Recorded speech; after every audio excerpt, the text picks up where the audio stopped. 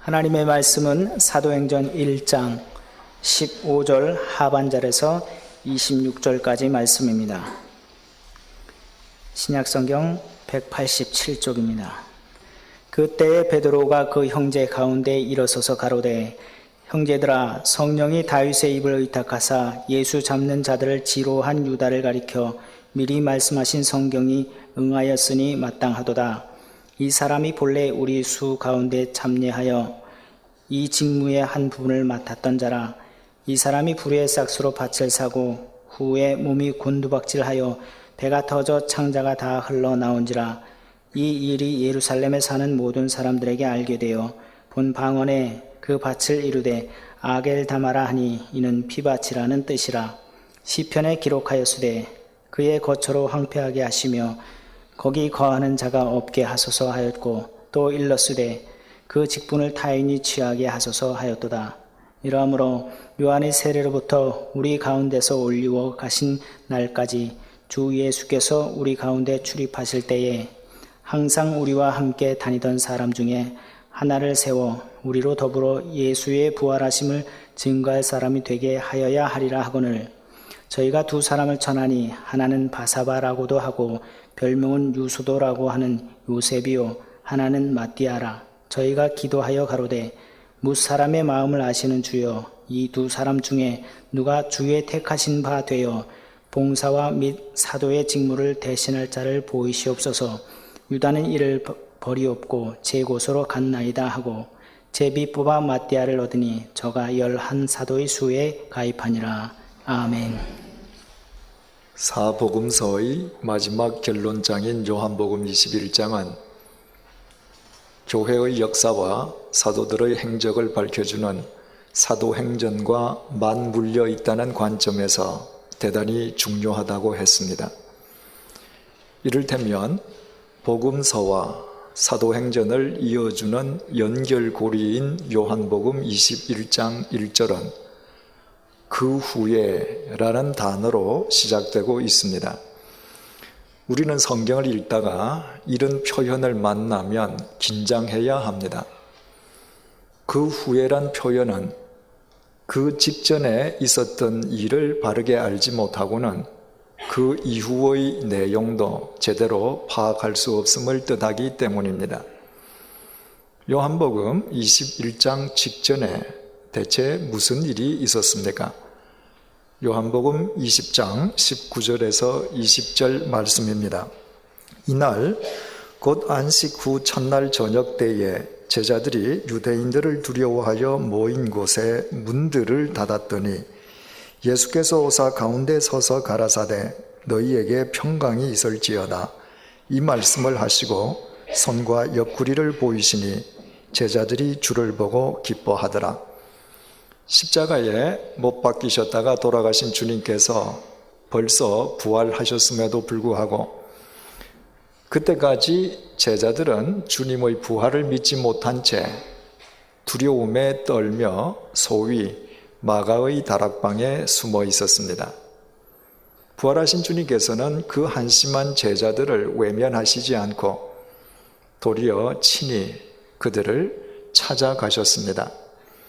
부활하신 주님을 다시 뵌 제자들은 더없이 기뻐했습니다. 그러나 주님 제자 중에 도마만은 그날 그 자리에 있지 않았습니다. 제자들로부터 주님께서 부활하셨다는 사실을 전해 들은 도마는 자신의 눈과 손으로 주님의 부활을 확인하지 않고서는 믿을 수 없노라고 일축해버리고 말았습니다. 요한복음 20장 26절이 다시 이렇게 전해줍니다. 여드레를 지나서 제자들이 다시 집 안에 있을 때에 도마도 함께 있고 문들이 닫혔는데 예수께서 오사 가운데 서서 가라사대 너희에게 평강이 있을지어다 하시고 8일이 지난 다음에 주님께서 다시 제자들이 기거하고 있는 다락방으로 찾아오셨습니다. 그리고 의심하는 도마로 하여금 당신의 부활을 직접 확인하게 해 주셨습니다. 이상 살펴본 두 구절은 공통적으로 두 가지 사실을 강조하고 있습니다. 첫 번째 강조점은 두 번 다 문들을 닫아놓고 있었다는 것이요. 두 번째 강조점은 그럼에도 불구하고 주님께서 그들 가운데 갑자기 나타나셨다는 것입니다. 우리말 닫다로 번역된 헬라어 클레이오는 잠그다는 의미입니다. 제자들은 늘 두려움에 떨면서 문을 안에서 걸어 잠그고 있었습니다. 제자들 중에서 누구도 문을 열어준 사람이 없었습니다. 그런데도 주님께서는 홀연히 두 번씩이나 그들 가운데 와 계시는 것이었습니다. 우리가 지금 예배드리고 있는 이 선교 기념관의 모든 문들을 안에서 꼭꼭 걸어 잠그었다고 가정을 해보십시다. 그리고 우리 가운데 아무도 문을 열어주지 않는데도 만약 밖에 있는 누군가가 갑자기 우리 가운데 나타날 수 있기 위해서는 어떻게 해야 하겠습니까? 방법은 한 가지밖에 없습니다. 그는 이 건물이 지어지기 전인 1986년 이전으로 돌아가야 합니다. 그리고 여기 한가운데의 선 뒤에 다시 2005년 오늘로 되돌아오는 것입니다. 그렇게만 하면 우리 가운데 누구도 문을 열어주지 아니하였음에도 불구하고 그는 홀연히 우리 가운데 서 있을 수 있습니다. 따라서 이것은 인간으로서는 불가능한 일입니다. 20년 전으로 거슬러 올라갔다가 오늘로 되돌아올 수 있는, 다시 말씀드려서 시간과 공간을 초월할 수 있는 인간이란 이 세상에 존재하지 않기 때문입니다. 그러나 부활하신 주님께서는 제자들 중에 누구도 문을 열어주지 아니하였음에도 홀연히 제자들 가운데 와 계셨습니다. 부활하신 주님께서는 시간과 공간을 초월하시는 하나님이셨기 때문입니다. 이 사실을 두 번씩이나 강조한 뒤에 복음서와 사도행전을 이어주는 요한복음 21장의 내용이 본격적으로 전개되는 바, 우리는 이미 그 내용을 잘 알고 있습니다. 주님의 명령을 쫓아서 갈릴리로 되돌아갔던 제자들은 예전에 그들이 고기를 잡던 갈릴리 바다를 보는 즉시 옛날처럼 욕망의 노예로 회귀해버리고 말았습니다. 그 거대한 욕망의 바다에서 밤새도록 욕망의 그물만 던지느라 그들 곁에 계신 주님을 까맣게 망각한 채 자신들의 귀한 생명을 허망하게 헛날려버리고 있었습니다. 바로 이것이 시간과 공간을 초월하시는 주님을 두 번씩이나 강조한 이후에 요한복음 21장이 시작되고 있는 이유입니다. 만약에 제자들이 시간과 공간을 초월하시는 주님을 믿었던들, 다시 말해서 그들이 시간과 공간을 초월하는 믿음을 지니고 있었던들, 그날 밤 그 욕망의 바다에서 욕망의 그물을 던지느라 자신들의 귀한 인생을 의미도 없이 허망하게 소진하지는 않았을 것입니다. 그리고 그 이후 그들의 삶 자체가 우리가 아는 바대로의 사도행전으로 엮어진 것은 그들이 시간과 공간을 초월하는 믿음의 소유자가 된 이후의 일이었습니다. 주님을 믿는 우리가 살아가는 이 세상은 결코 수도원이거나 인적이 끊어진 심산 계곡이 아닙니다. 우리가 살아가야 하는 이 세상은 온갖 욕망이 난무하는 거대한 욕망의 바다입니다. 욕망이란 언제나 구체적이고 현실적이며 강렬합니다.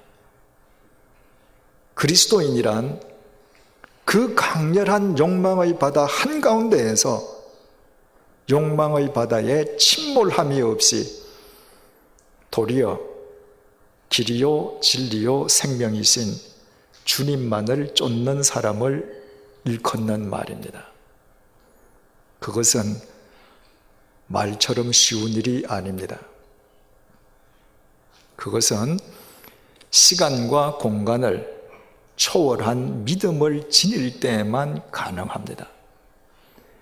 내가 한순간의 욕망에 눈이 어두워져 욕망의 바다 한가운데에 침몰해 버릴 경우 훗날 하나님 앞에 서게 될 나의 몰골이 어떠할지, 반대로 이 욕망의 바다 한가운데에서 주님만을 쫓아 살 때 하나님 앞에서 내가 얼마나 영광스러운 모습을 지니게 될지 시간과 공간을 초월해서 볼 수 있는 믿음의 눈을 지녀야 합니다. 시간과 공간을 초월한 믿음의 눈 앞에서 현실적으로 그토록 강렬해 보이는 욕망이란 한낱 마른 지푸라기에 지나지 않음을 알게 됩니다. 오늘 본문 역시 시간과 공간을 초월한 믿음의 소유자의 삶은 영원한 사도행전으로 엮어지는 반면에 그 반대의 경우는 자기 자신을 망치는 자해로 끝나게 됨을 대비해서 우리에게 보여주고 있습니다. 주님 승천하신 감람산으로부터 예루살렘으로 되돌아온 제자들은 그들의 예루살렘 거처였던 소위 마가의 다락방으로 들어가서 그곳에 모여있던 남녀 성도들과 힘써 기도하였음은 지난 3주 동안 우리가 깊이 생각해 보았습니다. 그런데 그 기도하던 사람들 가운데에 이름이 밝혀진 주님의 제자는 11명밖에 없었습니다. 주님의 제자는 본래 12명이었는데 한 명이 제외되었기 때문입니다. 대체 누가 어떤 연고로 주님의 제자에서 제외되었었는지 오늘 본문 15절 하반절에서 19절을 통해 베드로가 직접 밝혀주고 있습니다. 그때에 베드로가 그 형제 가운데 일어서서 가로되 형제들아 성령이 다윗의 입을 의탁하사 예수 잡는 자들을 지로한 유다를 가리켜 미리 말씀하신 성경이 응하였으니 마땅하도다. 이 사람이 본래 우리 수 가운데 참여하여 이 직무의 한 부분을 맡았던 자라. 이 사람이 불의의 삭스로 밭을 사고 후에 몸이 곤두박질하여 배가 터져 창자가 다 흘러나온지라. 이 일이 예루살렘에 사는 모든 사람에게 알게 되어 본 방언에 그 밭을 이르되 아겔다마라 하니 이는 피밭이라는 뜻이라. 주님의 제자에서 제외되었던 자는 주님을 잡으려는 자들의 앞잡이가 되어 은 30냥에 주님을 배신했던 가롯 유다였습니다. 마태복음 27장은 그 가롯 유다가 스스로 자살했음을 일러주고 있습니다. 따라서 마태의 그 정언과 오늘 본문을 종합하면 우리는 이런 사실을 알게 됩니다. 스스로 목매어 자살한 가롯 유다의 시체는 그 누구도 거두어 주지 않는 가운데 방치되었다가 마침내 유다의 목에 걸렸던 줄이 끊어지면서 시체가 땅으로 곤두박질해 배가 터져 흘러나온 창자가 사방으로 흩어졌던 것입니다. 그로 인해서 사람들은 그 땅을 피밭이라고 불렀습니다.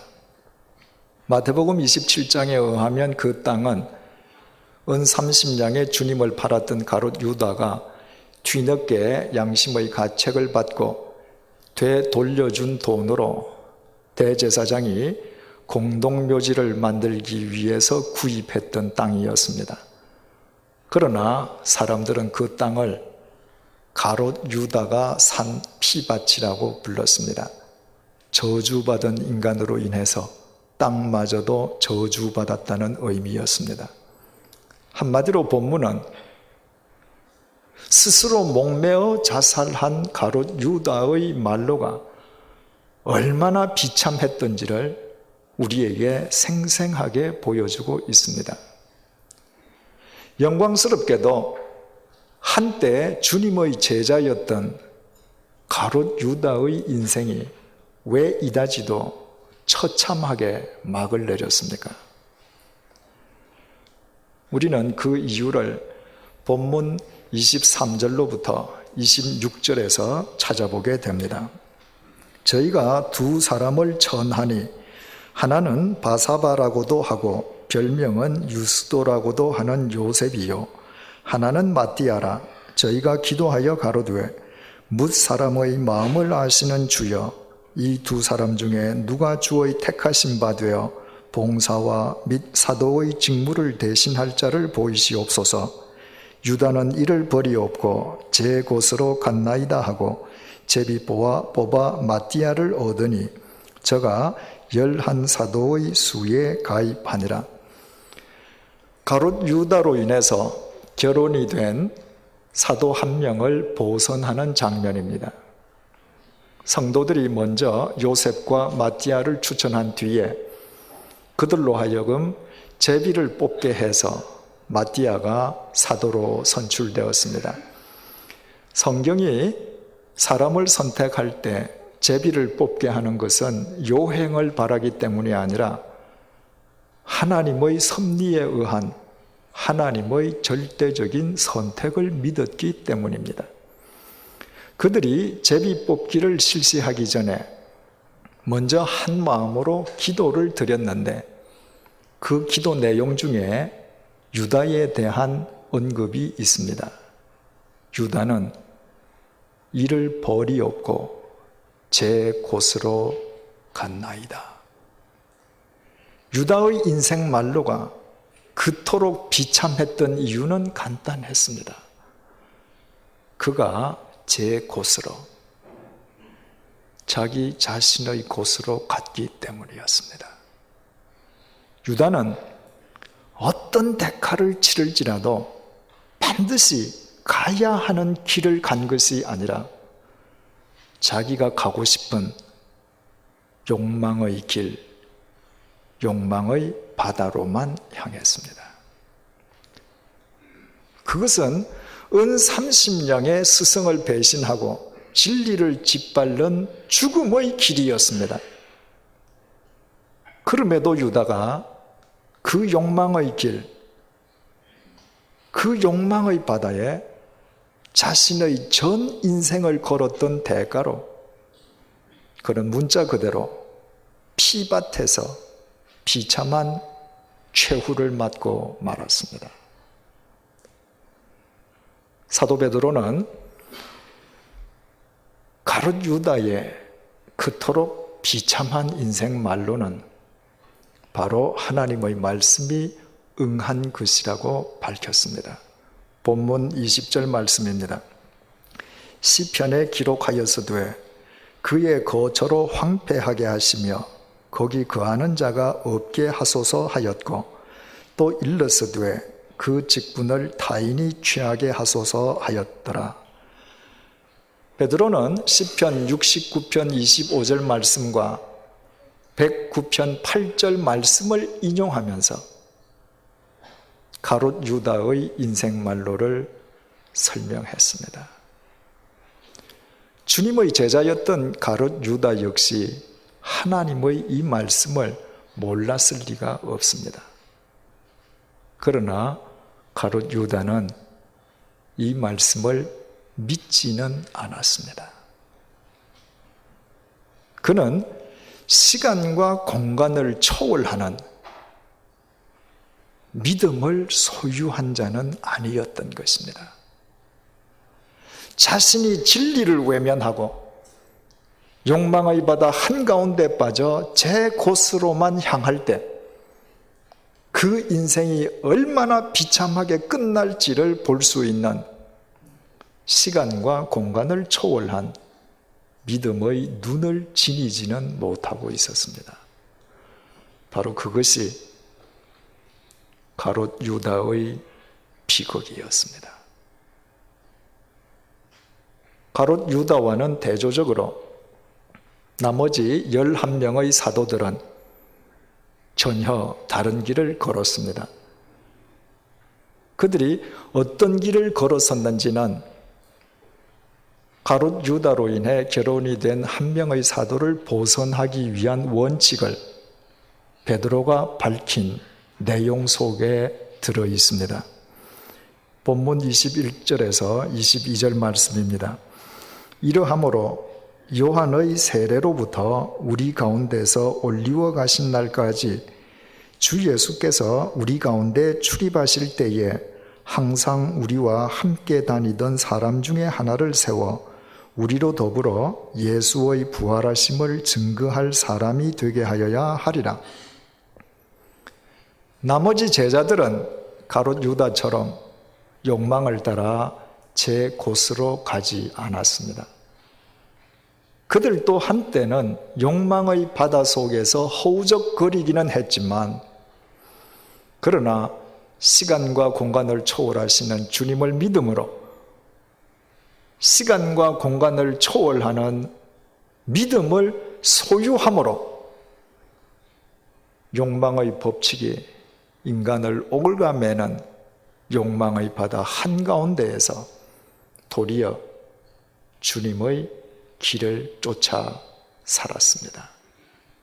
현실적으로는 그 삶이 고달프고 힘들어도 오직 그 삶만이 영원토록 영광스러운 생명의 길임을 시간과 공간을 초월한 믿음의 눈으로 보았기 때문입니다.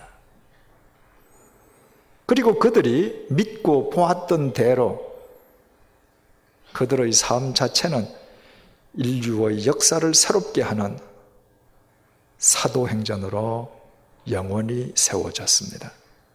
인간으로서 그보다 더 큰 영광은 있을 수 없습니다. 만약 그들이 가롯 유다처럼 제 곳으로 갔던들 결코 누릴 수 없었을 영광이었습니다. 욕망을 따라 제 곳으로 가는 가롯 유다나 반대로 주님의 길을 쫓는 제자들이나 겉으로는 별반 차이가 없어 보입니다. 아니, 욕망을 따라 제 곳으로 치닫는 가롯 유다의 삶이 훨씬 화려해 보입니다. 가롯 유다의 주머니 속에는 진리의 양심을 판 대가인 은 30냥이 번쩍거리고 있기 때문입니다. 그러나 그 결과는 너무나도 판이했습니다. 주님의 길을 쫓았던 제자들이 사도행전의 영원한 주역으로 추앙받는 반면에 피밭을 제 곳으로 삼고 처참하게 죽어갔던 가롯 유다는 인간 가운데 가장 저주받은 인간의 대명사로 추락해버리고 말았습니다. 결과는 이처럼 천냥지차였지만 그 원인은 지극히 간단했습니다. 시간과 공간을 초월한 믿음의 소유 여부였습니다. 우리가 하나님을 믿는다면서도 현재에만, 현실의 문제에만 집착하면서 살아간다면 우리 또한 가롯 유다의 전철을 밟지 않을 수 없습니다. 우리가 정녕 시간과 공간을 초월하시는 주님을 믿는다면 우리는 과거와 현재 그리고 미래를 동시에 내다볼 수 있는 믿음의 눈, 바꾸어 말해 영적 멀티 비전을 지녀야만 합니다. 욕망을 따라 제 곳으로 나아갔던 가룟 유다와 주님의 길을 쫓았던 제자들의 삶이 오늘날 어떤 결과로 드러나고 있는지 우리는 이미 보고 알고 있지 않습니까? 2000년 전 욕망의 바다 한가운데에서 제 곳으로만 쫓아갔던 숱한 인간들이 바람처럼 흔적도 없이 허망하게 사라져버린 반면에 참수형을 당하면서까지 주님만을 쫓았던 사도 바울은 오늘날 우리 가운데 우뚝 서 있음을 지금 우리는 보고 있지 않습니까? 그렇다면 우리의 현재와 미래도 보이지 않습니까? 오늘 내가 가룟 유다처럼 제 곳으로만 치닫는다면 우리의 미래는 가룟 유다처럼 끝날 것이요. 오늘 우리가 이 거대한 욕망의 바다 한가운데에서 침몰되지 않고 진리만을 쫓는다면 우리의 삶 또한 사도 바울처럼 사도들처럼 이 시대를 위한 사도행전으로 엮어지지 않겠습니까? 지난달 초에 토론토 캐나다에 갔을 때의 일입니다. 사흘에 걸친 집회를 다 끝내고 교우님들과 인사하는 시간이었습니다. 한 소녀가 제게 편지 봉투를 건네주었습니다. 저녁 식사를 끝낸 뒤에 귀국하는 밤 비행기 안에서 그 소녀가 건네주었던 편지를 보았습니다. 자신의 나이를 17살이라고 밝힌 그 소녀의 편지 내용이 이렇습니다. 저희 가족은 작년 9월에 캐나다에 오게 되었어요. 지난 1년간 여기에서 살면서 한국에서 16년 동안 한 번도 겪어보지 못한 일들을 겪었답니다.